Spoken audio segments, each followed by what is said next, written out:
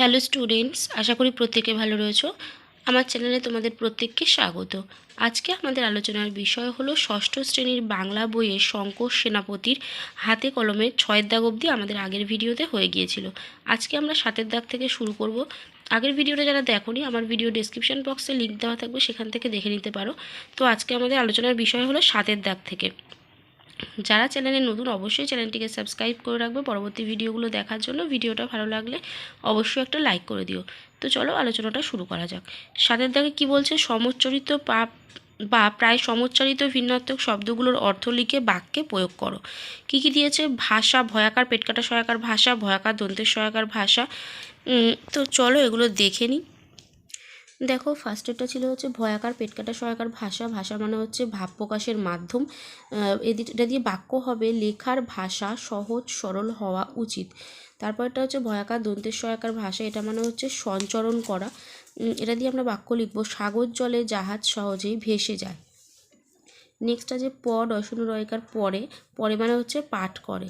কি লিখবো? আমি ষষ্ঠ শ্রেণীতে পড়ি। বা একটা পরে, এই পরেটা দিয়ে আরেকটা হয় হচ্ছে পতিত হওয়া, মানে পড়া আর কি। তো সেটা হবে গাছ থেকে ফল পড়ে। নেক্সট আসছে বয়শূন্য রয়কার পরে, মানে হচ্ছে পরিধান করে।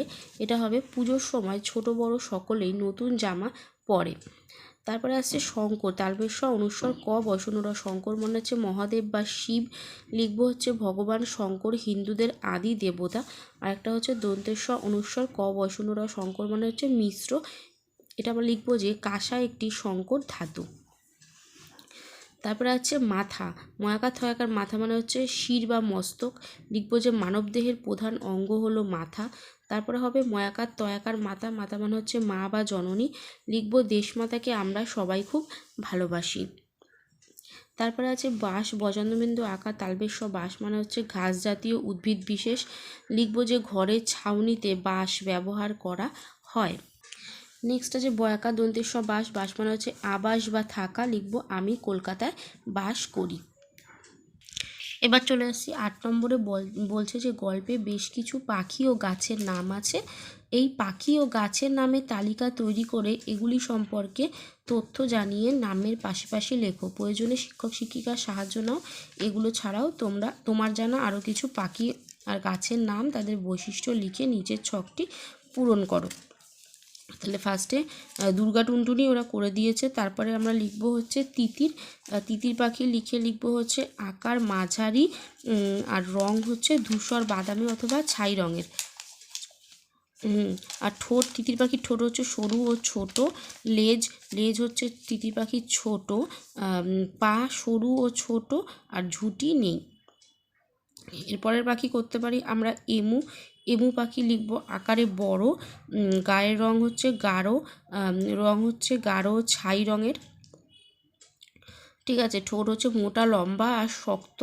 লেজ ছোট, আর পা হচ্ছে সরু লম্বা আর শক্তিশালী। ঝুঁটি হচ্ছে নেই। হয়ে গেল। এবার হচ্ছে গাছের নাম। গাছের নামে লিখবো হচ্ছে আম গাছের আকার লিখবো বড়।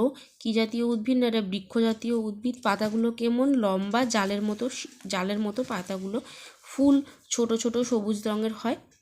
ফল হচ্ছে সবুজ হয়, হলদে হয়। আর কোথায় দেখেছো? এটা হবে গ্রামে। তারপর দিয়েছে আরেকটা গাছ কি লিখতে পারি আমরা? জাম লিখতে পারি। এটা হবে আকার সেমভাবে বড়।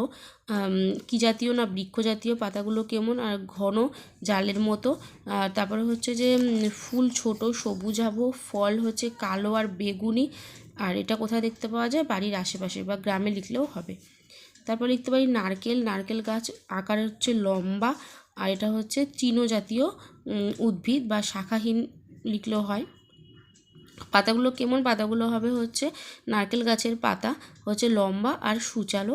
ফুল, নারকেল গাছের ফুল হচ্ছে হলুদ। ফলের রং সবুজ ও বাদামি।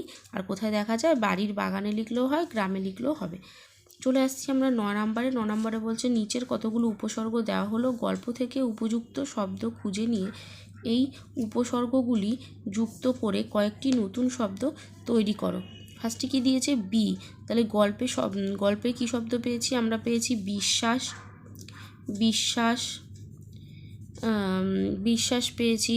একটা বিতৃষ্ণা পেয়েছি। নতুন শব্দ তৈরি করতে বলেছে। নতুন শব্দ লিখতে পারি আমরা বিষাদ, বিষাদ লিখতে পারি, দুটো করেই লিখছি। বিভাগ করতে পারি। তারপরে আছে প্রো, প্রো দিয়ে গল্পে পেয়েছি আমরা প্রকৃতি, প্রকৃতি। আর নতুন শব্দ প্রো দিয়ে কী করতে পারি? প্রবেশ করতে পারি, প্রহার করতে পারি। তারপরে আছে নি, নি দিয়ে আমরা পেয়েছি গল্পে হচ্ছে নিকাশ, নিকাশ। নতুন শব্দ করতে পারি নিরোধ, নিরোধ করতে পারি। আরেকটা করতে পারি নিষেধ, নিষেধ। তারপরে আছে সু, সু দিয়ে বাক্যে পেয়েছি হচ্ছে সুবেলা, সুবেলা। আর নতুন করতে পারি সুখময়, সুখময় করতে পারি। একটা করতে পারি সুগন্ধ, সুগন্ধ। ঠিক আছে। আ দিয়ে আমরা পেয়েছি হচ্ছে আকন্দ, আকন্দ। আর নতুন শব্দ করতে পারি আরাম, আকাল। ঠিক আছে।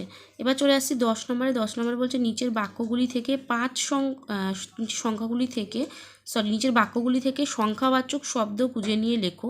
ফার্স্টেরটা বলেছে 5-7 মাইলের ভেতর বঙ্গোপসাগর। তাহলে এখানে সংখ্যাবাচক শব্দ কোনটা? 5-7। ঠিক আছে। তারপরে বলেছে জনা 30 ছেলে মেয়ে বসে, এখানে 30টা হবে হচ্ছে সংখ্যাবাচক।